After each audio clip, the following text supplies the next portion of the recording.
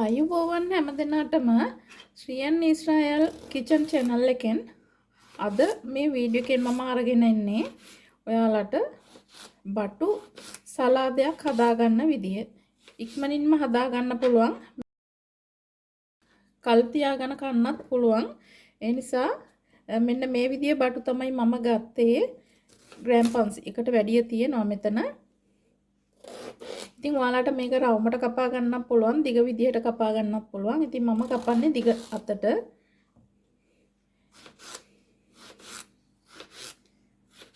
බටු වලට හීබ්‍රු භාෂාවෙන් කියන්නේ හත්සිලීම් කියලා.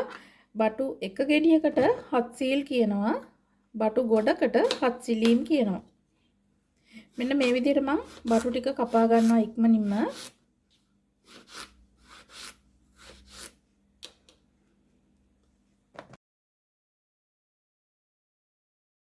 ඉතින් ශ්‍රියන් ඊශ්‍රායල් YouTube channel එකෙන් ඔයාලට උයන්න ඉක්මනින් උයන්න ඉගෙන ගන්නවා වගේම වැඩ අඩුවෙන් රස වැඩියෙන් උයන්න ඉගෙන ගන්නවා වගේම හීබ්‍රු ඉගෙන ගන්නත් පුළුවන්. ඒ නිසා ශ්‍රියන් ඊශ්‍රායල් YouTube channel එකත් එක්ක එකතු වෙලා ඉන්න subscribe කරලා තියාගන්න. බටු ටික මම මේ විදිහට කපා ගත්තා. දැන් මම මේකට කහ ටිකක් එකතු කරගන්නවා. කහට පිපෙන නිසා ඒ වගේම ලුණු ටිකකුත් මම එකතු කරගත්තා. ඊට පස්සේ හොඳින් මේ ටික කලවම් කරගන්න ඕනේ ලුණුයි කහයි එක්ක. නැත්තම් කහට පිපෙනවා.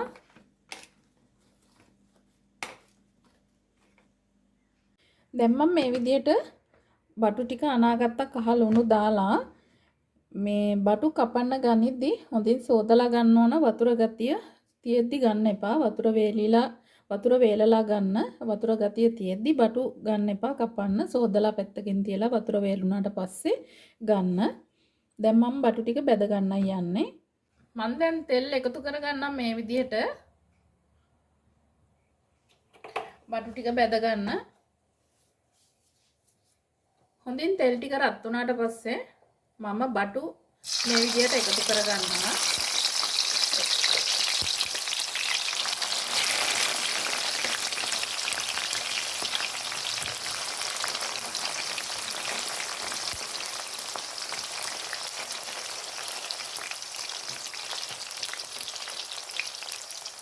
ගොඩක් කළු කරගන්නේ නැහැ.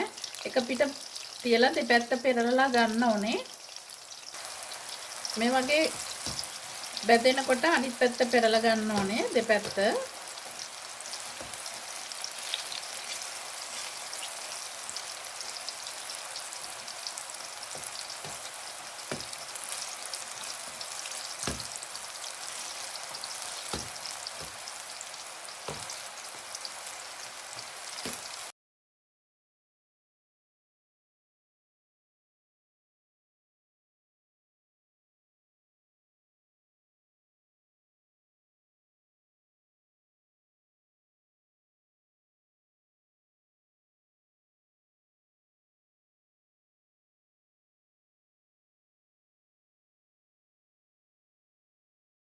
දැන් හරි රන්වන් පාටට බැදිලා තියන්නේ. මම දැන් මේ ටික අරගන්නවා.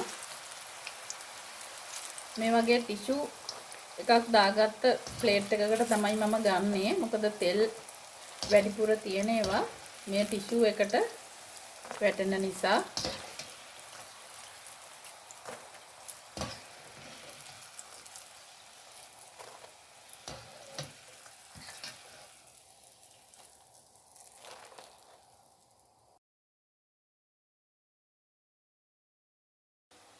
දැන් හරි මම බටු ටික මේ විදිහට ලස්සනට බැදගත්තා. ඊට පස්සේ ලුණු මේ විදිහට කැට තියන්න කපා ගත්තා. ඊට පස්සේ මම මෙතනට ගත්තා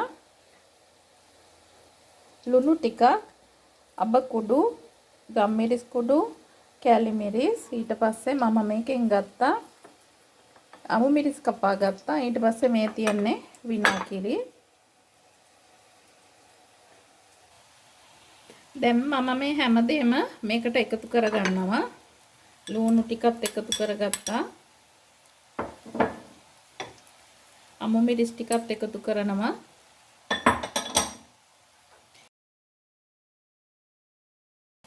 මේ ටිකත් මම එකතු කර ගන්නවා.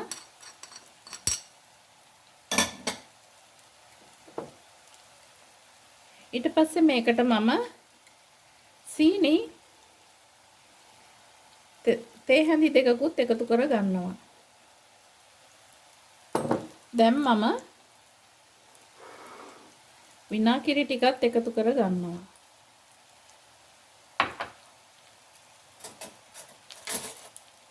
ඊට පස්සේ හොඳින් මේක මිශ්‍ර කර ගන්නවා. ඔයාලට අවශ්‍ය නම් තක්කාලි දාගන්න පුළුවන්. විනාගිරි නැත්තම් දෙහි දාගන්න පුළුවන්. මේ විදියට හදාගත්තොත් ඔයාට මේක සුමානයක් ශීතකරණයේ තියලා ප්‍රයෝජනෙට ගන්න පුළුවන්. ආහාරයට එකතු කර ගන්න පුළුවන්. තක්කාලි දැම්මොත් ඔයාට මේක එවෙලෙම කන්න හදා ගන්න පුළුවන්.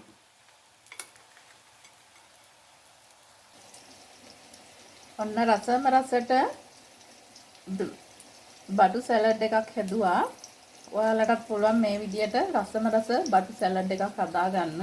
සතියක් විතර පාවිච්චි කරන්න පුළුවන් මේ බඩු සැලඩ් එක. තක්කාලි ඕනේ නම් ඒ කන වෙලාවට පාවිච්චි කරන වෙලාවට ඔයාට තක්කාලි දාලා මිශ්‍ර කරගන්න පුළුවන්. ඉතින් අනිවාර්යයෙන්ම ඔයත් මේක හදලා බලන්න. ඔන්න අපේ ඊශ්‍රායෙල් ඉන්න කට්ටියට කෑම හැම නිතරම උයාගෙන ඉන්න බැරි නිසා මේ වගේ එකක් හදලා ෆ්‍රිජ් එකේ තියාගෙන සුමානයක්ම පාවිච්චියට ගන්න පුළුවන්. ඉතින් ගොඩක් ලේසි මේක හදාගන්න. මේක කහබත් එක්ක ගොඩක් රසයි.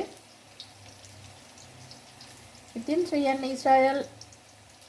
ඊශ්‍රායෙල් කිචන් YouTube channel එකෙන් ඔයාලට ඔන්න අදත් රසම රස කෑමක් තමයි අරගෙන ආවේ. වැඩ අඩුවෙන් රස වැඩියෙන් හදා ගන්න පුළුවන් කෑම තමයි ඔයාලට අරගෙන එන්නේ.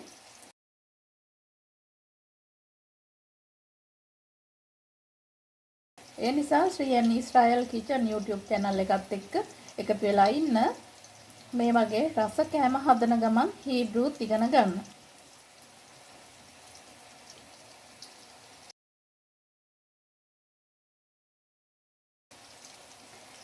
ඉතින් ගිහිල්ලා එන්නම්. ආයෙත් රසම රස කෑමක් හදන වීඩියෝ එකක් අරගෙන ඔයාලා අතරට එන්නම්. හැම දිනාටම බුදු සරණයි, ජේසු පීඨයි. පරිස්සමෙන් ඉන්න.